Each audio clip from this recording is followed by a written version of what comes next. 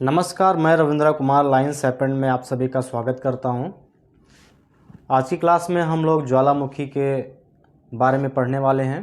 इसके अंतर्गत हम लोग इसका अर्थ जानेंगे और इसके प्रकार जानेंगे और किस तरह ये ज्वालामुखी उत्पन्न होती है, इन सब चीज़ों के बारे में आज अध्ययन करेंगे। तो चलिए शुरुआत करते हैं। सबसे पहले आपको बता दें, ज्वालामुखी दो शब्दों से मिलकर बना है। पहला ज्वाला, जिसका अर्थ होता है आग, और दूसरा मुखी, जिसका अर्थ होता है मुख। अर्थात आग के मुख को ज्वालामुखी कहते हैं। इसको थोड़ा सरल भाषा में समझने के लिए कह सकते हैं, लेकिन इसका जो अर्थ होता है वह है पृथ्वी के ऊपरी सतह पर, यानी भूपरपट्टी जो है पृथ्वी की, जो पृथ्वी की ऊपरी सतह पर है, उस पर एक प्राकृतिक छिद्र, यानी पृथ्वी की सतह पर एक प्राकृतिक छिद्र, जहाँ से पृथ्वी के आंतरिक भाग से, यानी पृथ्वी के अंदर से पिघले हुए पदार्थ पृथ्वी की सतह पर विस्फोट के साथ में बाहर आते हैं, उसे ज्वालामुखी कहते हैं। कहने का तात्पर्य है कि पृथ्वी की सतह पर वह छिद्र जहाँ से पृथ्वी के अंदर से जो पिघले हुए पदार्थ हैं वह बाहर निकलते हैं, उसे क्या कहते हैं? उसे ज्वालामुखी कहते हैं। इसको हम चित्र के माध्यम से समझेंगे। जैसे कि यह है पृथ्वी की सतह, और पृथ्वी के अंदर क्या है? आंतरिक भाग में, पृथ्वी के आंतरिक भाग में पिघला हुआ पदार्थ है। ये क्या है? पिघला हुआ पदार्थ है, जिसे क्या कहते हैं? जिसे मैग्मा कहते हैं। और यही मैग्मा, यानी यही पिघले हुए पदार्थ, जब पृथ्वी के ऊपर जो छिद्र है, इस छिद्र को क्या कहते हैं? क्रेटर कहते हैं, यानी ज्वालामुखी का मुख। इस मुख से जब मैग्मा यानी पिघला हुआ पदार्थ ये बाहर निकलता है तो इसे लावा कहते हैं। है यही पिघला हुआ पदार्थ पृथ्वी के अंदर है पिघला पदार्थ, तो वह मैग्मा कहा जाता है, और वही जब बाहर आ जाता है तो उसे लावा कहा जाता है। ठीक है, क्लियर? और यह ज्वालामुखी जलवाष्प एवं गैसों के रूप में, यानी इसके अंदर अधिकतम मात्रा जलवाष्प एवं गैसों की होती है ज्वालामुखी के अंदर। ठीक है, जलवाष्प क्या होता है?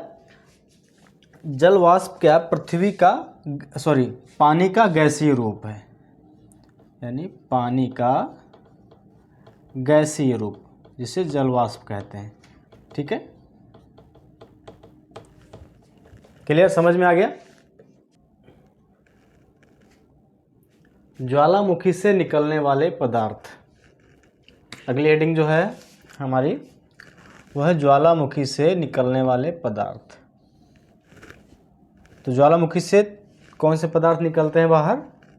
पहले जलवाष्प एवं गैसें, फिर लावा, और तीसरा विखंडित पदार्थ।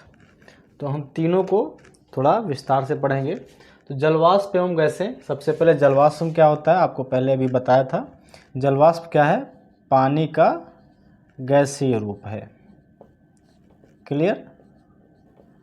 पानी का गैसीय रूप, जिसे जलवाष्प कहते हैं। ठीक है, यानी जलवाष्प एवं गैसें, ज्वालामुखी से सर्वप्रथम जलवाष्प एवं गैसें बाहर निकलती हैं।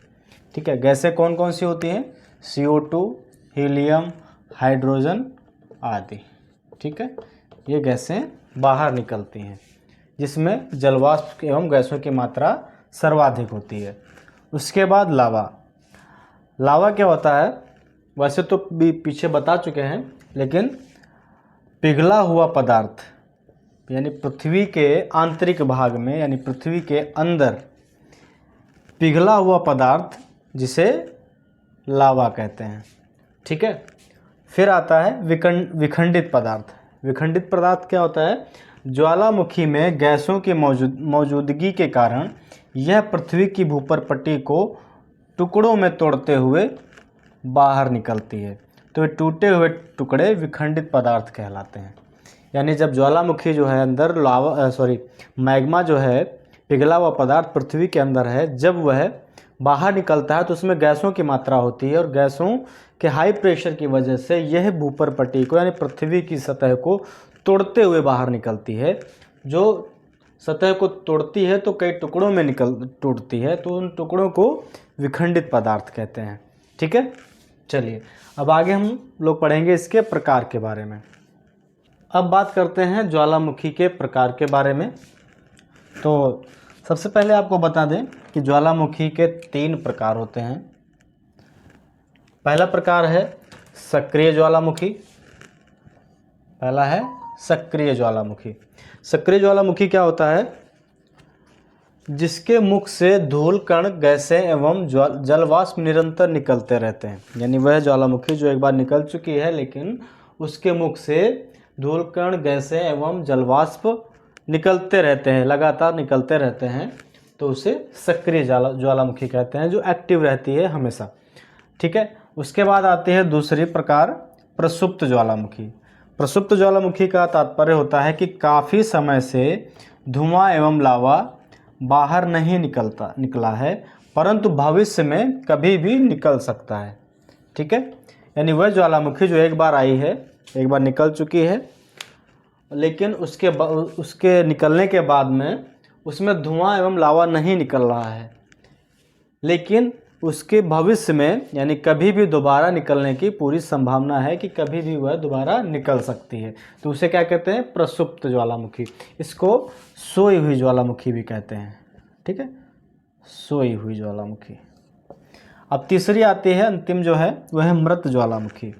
इसके नाम से ही स्पष्ट है, मृत ज्वालामुखी वह ज्वालामुखी है जो एक बार निकल चुकी है और वह दोबारा भविष्य में नहीं निकलेगी। यानी ज्वालामुखी एक बार निकल चुकी है, भविष्य में वह दोबारा कभी भी नहीं निकलेगी, तो उसे क्या कहते हैं? उसे मृत ज्वालामुखी कहते हैं। ठीक है। तो मुझे आशा है कि आप सभी लोगों को ये ज्वालामुखी से संबंधित संपूर्ण जानकारी समझ में आ गई होगी। अगर कोई डाउट है तो हमें कमेंट बॉक्स में ज़रूर लिखें। धन्यवाद।